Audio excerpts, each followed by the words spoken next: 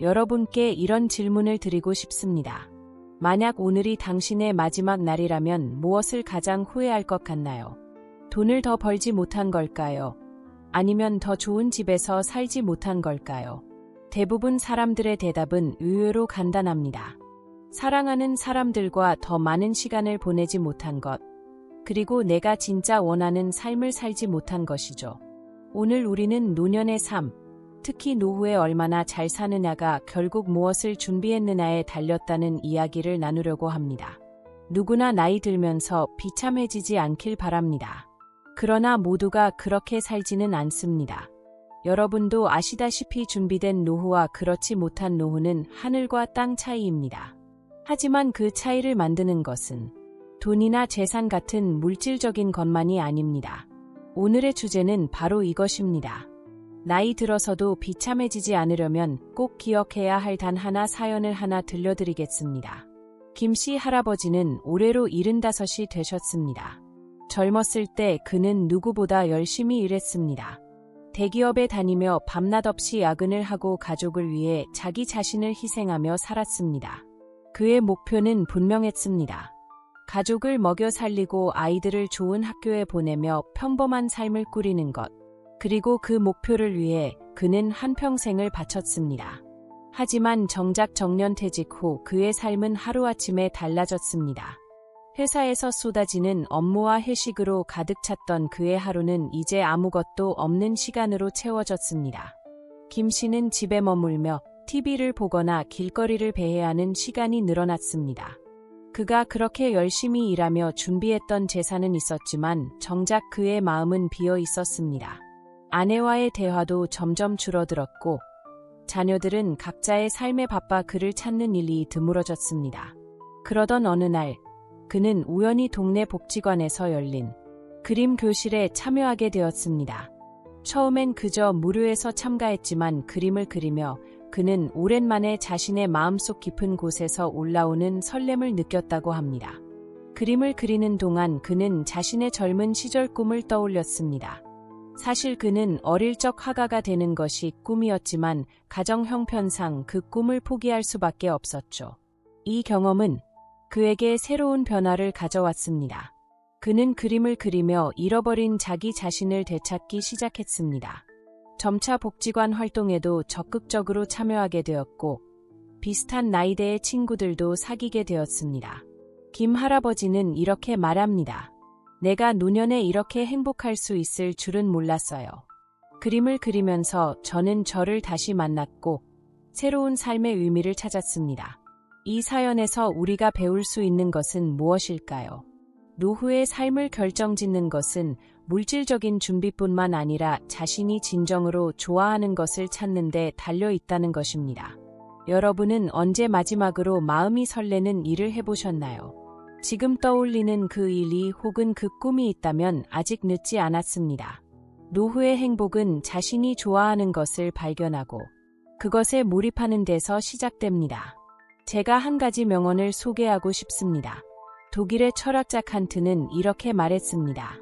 행복은 단순히 소유에서 오는 것이 아니라 의미 있는 삶을 사는 데서 온다. 여러분은 지금 여러분의 삶에 어떤 의미를 더 알 수 있나요? 오늘 방송은 여러분이 이 질문에 대한 답을 찾는 작은 계기가 되기를 바랍니다. 이제 본격적으로 노후를 준비하는데 필요한 구체적인 이야기로 넘어가 보겠습니다. 여러분이 놓치고 있었던 중요한 부분을 하나씩 함께 짚어볼까요? 노후 준비에 대해 이야기하면서 가장 먼저 떠오르는 것은 보통 돈일 것입니다. 하지만 돈이 전부라면 많은 사람들이 재산을 충분히 가지고도 외롭고 쓸쓸한 노후를 보낼까요? 오늘은 그런 삶을 살아온 한 어머니의 이야기를 들려드리고자 합니다. 박 씨 어머니는 올해 83이 되셨습니다. 젊은 시절부터 남편 없이 혼자서 세 아이를 키우며 평생을 고생하셨습니다. 그 고생 끝에 자녀들은 모두 성공했고 박 씨 어머니는 그들의 도움으로 부족함 없이 살고 계십니다. 하지만 정작 그녀의 얼굴에는 웃음이 사라진 지 오래입니다. 어머니는 하루 대부분의 시간을 혼자 집에서 보내십니다. 아이들이 보내준 고급 식재료가 냉장고를 가득 채우고 있지만 혼자서 식사를 하는 일은 점점 줄어들었습니다. 무슨 재미로 밥을 해먹겠어요. 그냥 대충 해결하고 말죠. 그녀는 자주 이렇게 말합니다. 그녀가 가장 고통스러워하는 것은 몸의 아픔이 아니라 마음의 고독입니다. 아이들이 자주 연락을 하긴 하지만 그게 전부 문자나 전화죠. 실제로 얼굴을 보는 건 몇 달에 한 번일까요? 제가 이렇게 오래 살 줄 알았으면 뭔가 다른 삶을 살았을 텐데 어머니는 한숨을 쉬며 이렇게 말씀하셨습니다. 어느 날 어머니는 동네 복지센터에서 열린 웃음 치료 강좌에 참여하셨습니다. 처음엔 그저 요출할 핑계가 필요했던 것뿐이었습니다. 하지만 강좌에 나가보니 다른 어르신들이 웃고 떠드는 모습이 어머니의 마음을 따뜻하게 감싸주었습니다. 그곳에서 어머니는 같은 나이 또래의 친구를 사귀었고 그들과 함께 점심도 먹고 산책도 하며 시간을 보내기 시작했습니다. 어머니는 강좌를 통해 웃음을 배우면서 삶의 태도가 조금씩 바뀌었다고 합니다. 웃을 일이 없어도 그냥 웃다 보니 마음이 한결 가벼워졌어요. 내가 내 삶을 더 사랑하지 않으면 누가 대신 사랑해 줄까요? 박씨 어머니의 이야기는 우리에게 중요한 교훈을 남깁니다. 노후의 행복은 단순히 돈으로 채울 수 없는 부분이 있다는 것입니다. 삶의 질을 높이는 것은 결국 관계이고 소소한 행복을 느끼는 능력입니다. 여러분은 하루에 몇 번 웃으시나요? 혹은 마지막으로 친구와 함께 크게 웃었던 적은 언제인가요? 부처님께서는 이런 말씀을 하신 적이 있습니다. 행복이란 주어진 상황에서 나를 잃지 않고 다른 이와 함께 나눌 수 있을 때 비로소 완성된다. 박씨 어머니의 이야기를 통해 우리는 이 가르침을 떠올릴 수 있습니다. 내가 내 삶을 어떻게 사랑하고 주변 사람들과 어떻게 연결될 수 있을지 생각해 보아야 합니다. 그렇다면 지금 당신에게 가장 소중한 사람은 누구인가요? 그 사람과 오늘 하루 동안 어떤 대화를 나눌 수 있을까요? 잠시 생각해 보세요. 이 이야기를 통해 여러분이 관계의 중요성을 다시 한번 느끼셨기를 바랍니다. 지금 이 순간 당신은 나 자신을 얼마나 사랑하고 계신가요? 아마도 많은 분들이 이렇게 대답하실지도 모르겠습니다. 저는 바쁘게 살아가느라 저를 돌볼 시간이 없어요. 나이 들어서 뭘 더 바랄 수 있겠어요. 그냥 있는 그대로 살죠. 하지만 진정한 노후의 행복은 자신을 제대로 사랑하는 것에서 시작됩니다. 그렇다면 나 자신을 사랑한다는 것은 무엇일까요? 이 질문의 답을 찾아보기 위해 김 할머니의 이야기를 들려드리겠습니다. 김 할머니는 72세로 남편과 사별한 후 홀로 지내고 계십니다. 자녀들은 외국에 살고 있어 가끔 안부를 묻는 전화가 전부입니다. 그녀는 젊은 시절부터 남을 돕는 일에 열심이었고 이웃들에게는 늘 따뜻한 사람으로 기억되고 있습니다. 하지만 정작 자신에 대해서는 무척 엄격한 분이셨습니다. 나 같은 사람은 그저 가족을 위해 살아가는 게 당연한 일이었죠. 그런데 나이가 드니 남는 건 빈손뿐이더라고요. 그동안 나를 너무 방치했구나 싶었어요. 남편과의 이별 후 김 할머니는 깊은 우울증을 겪으셨습니다. 하루 종일 아무것도 하지 않고 그냥 시간을 흘려보내기만 했습니다. 그러던 어느 날, 그녀는 우연히 동네 작은 도서관을 방문하게 되었습니다. 그곳에서 한 책을 읽으면서 그녀의 인생이 조금씩 변화하기 시작했습니다. 그 책은 자기 연민에 대한 이야기였습니다. 책은 그녀에게 이렇게 말하는 듯했습니다. 당신은 지금껏 다른 사람들에게 베풀기 위해 살아왔지만 이제는 당신 자신에게도 친절할 때입니다. 이 문구는 김 할머니의 마음에 깊이 와 닿았습니다. 그날 이후로 김 할머니는 하루에 1시간씩 자신만을 위한 시간을 가지기 시작했습니다. 그녀는 좋아했던 꽃꽂이를 다시 배우기 시작했고 매일 아침 산책하며 스스로에게 이렇게 말했습니다. 나는 오늘도 충분히 괜찮은 사람이다. 지금의 나를 사랑하고 아껴줘야 해. 그녀의 변화는 그리 거창한 것이 아니었습니다. 하지만 작은 변화가 그녀의 삶을 크게 바꾸었습니다. 꽃꽂이를 하면서 그녀는 삶의 아름다움을 다시 느꼈고 산책을 하면서 하루의 소소한 행복을 찾을 수 있었습니다. 이 모든 것은 자신을 사랑하고 존중하려는 노력에서 비롯된 것입니다. 부처님께서는 말씀하셨습니다. 너 자신을 돌보라. 너 자신이야말로 내 인생의 동반자이며 가장 소중한 존재이니라. 이 가르침은 단순하지만 우리에게 깊은 깨달음을 줍니다. 노후의 행복은 나 자신과의 관계를 어떻게 맺느냐에 달려 있습니다. 지금 여러분은 스스로에게 얼마나 친절한가요? 오늘 하루 동안 스스로를 위해 한 가지라도 해본 일이 있나요? 만약 그렇지 않다면 지금부터라도 작은 시작을 해보는 것은 어떨까요? 좋아하는 음식을 먹거나 책을 읽거나 단 10분이라도 산책을 하며 자신을 격려하는 말을 건네는 것입니다. 우리가 나 자신을 제대로 사랑하지 못한다면 다른 어떤 것도 진정한 만족을 줄 수 없습니다. 돈이 많아도 관계가 좋아도 나 자신과의 관계가 망가져 있다면 우리는 행복할 수 없습니다. 노후의 행복을 위해 우리가 관계를 어떻게 다시 구축하고 주변 사람들과의 연결을 깊게 만들어 갈 수 있는지에 대해 이야기해 보겠습니다. 행복은 홀로 완성되지 않으며 결국 함께하는 사람들과의 관계 속에서 꽃을 피우니까요. 노후의 삶을 생각하면 우리는 흔히 고독에 대한 두려움을 떠올립니다. 나 혼자 남겨지면 어떡하지? 내 주변 사람들과의 관계가 소원해지면 나는 무슨 의미로 살아갈 수 있을까? 이런 질문들이 우리의 마음을 무겁게 만들곤 합니다. 하지만 관계의 깊이는 나이와 상관없이 언제든 다시 구축할 수 있습니다. 오늘은 이와 관련된 한 따뜻한 이야기를 들려드리려고 합니다. 주인공은 65세의 이선재 씨입니다. 그녀는 일찍이 자녀를 키워내고 은퇴 후 홀로 지내며 점점 인간관계에 폭이 좁아지는 것을 느꼈습니다. 누구랑 연락할 일도 만날 일도 점점 줄어들고 그럴수록 마음이 더 무거워졌어요. 이렇게 말하던 그녀는 어느 날 우연히 동네 복지관에서 열린 행복한 노년 모임 홍보 전단지를 보게 되었습니다. 처음에는 망설임이 컸습니다. 낯선 사람들과 어울릴 수 있을까? 가면 내가 무슨 이야기를 해야 할지 모르겠는데. 하지만 계속 망설이는 것은 더 큰 후회를 남길 것 같았기에 그녀는 용기를 내어 첫 모임에 참석했습니다. 그곳에서 그녀는 다양한 사람들을 만났습니다. 자신과 비슷한 나이에 비슷한 고민을 가진 사람들이 서로의 이야기를 들어주고 공감하는 자리였습니다. 그녀는 그날을 이렇게 회상합니다. 처음에는 어색했지만 시간이 지나면서 조금씩 마음이 열리더라고요.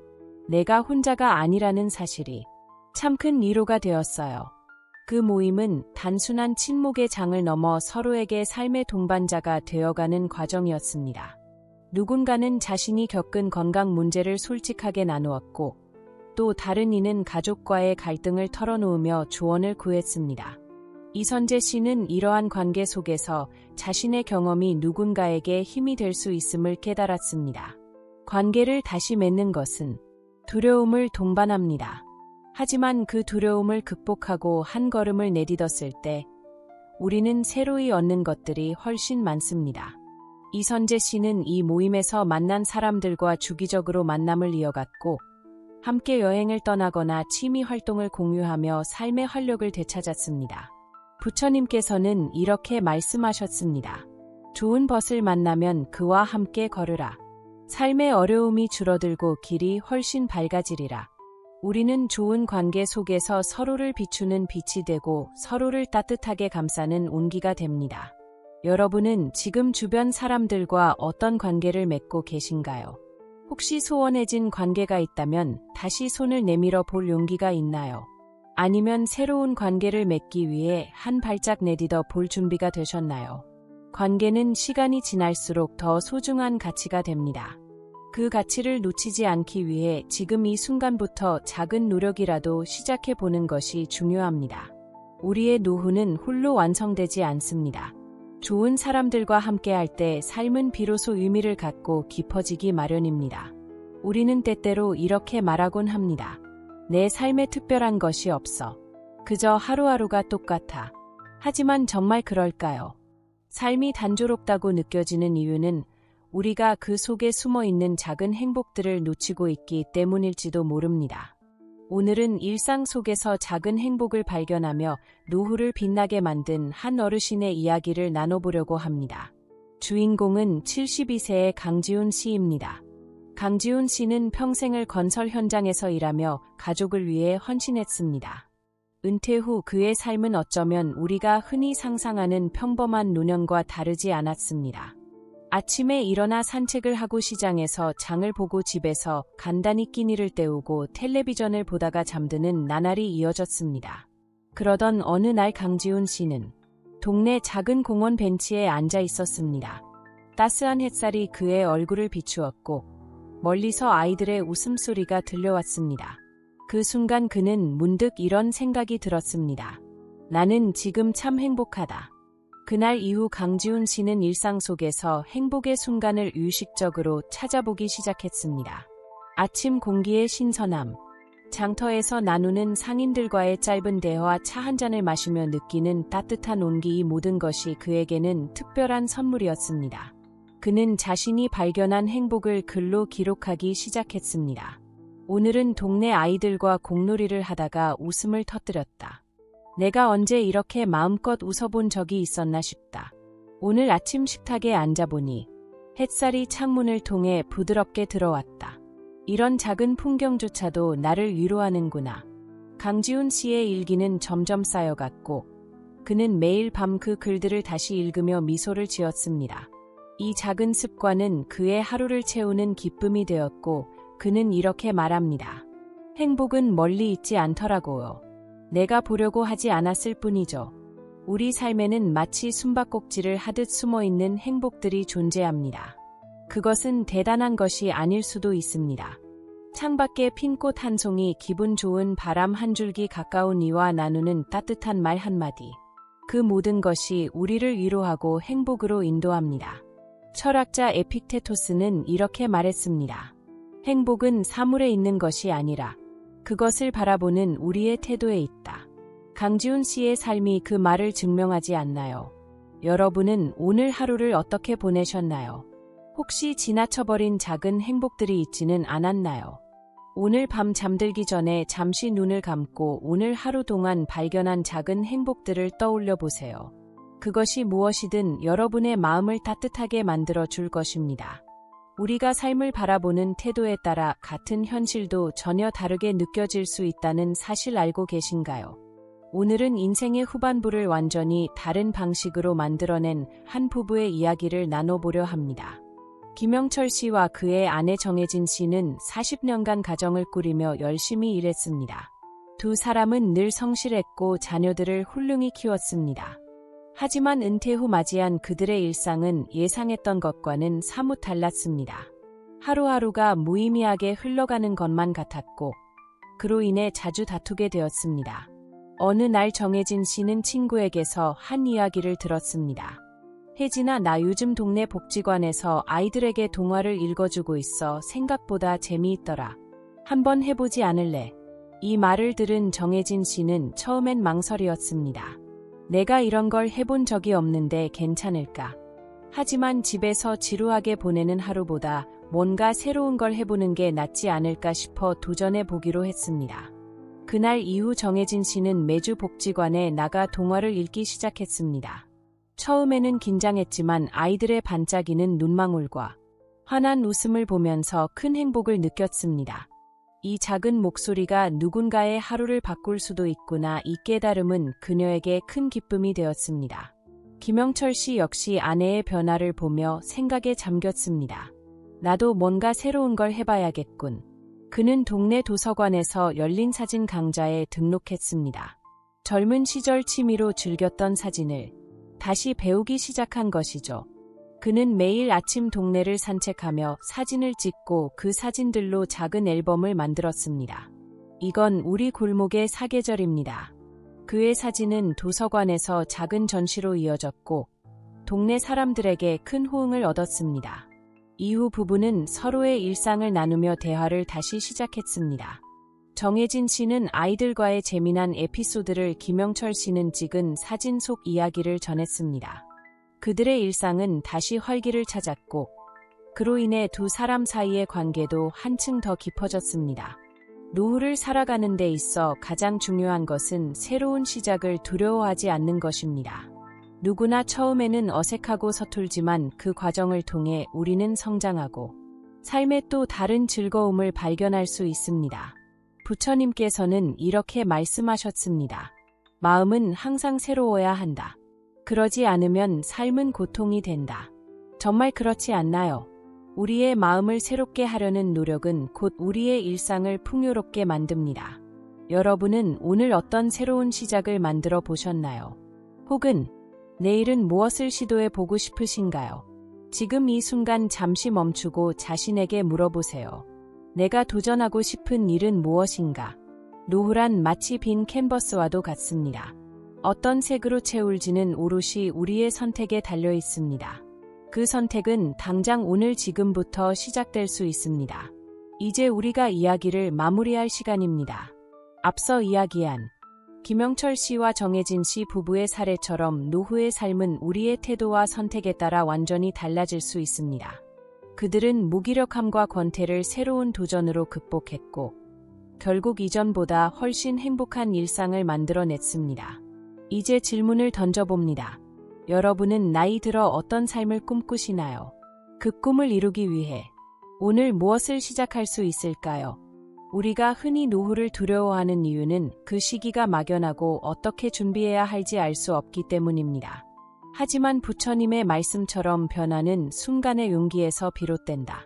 나이가 들면서 점점 몸이 약해지고 예전처럼 생산적인 일을 할 수 없게 된다고 하더라도 우리는 여전히 마음의 젊음을 유지할 수 있습니다. 새로운 배움, 작은 도전, 따뜻한 관계가 그 열쇠입니다. 이는 돈이나 물질적인 풍요와는 관계가 없습니다. 오히려 마음의 풍요가 진정한 행복을 가져옵니다.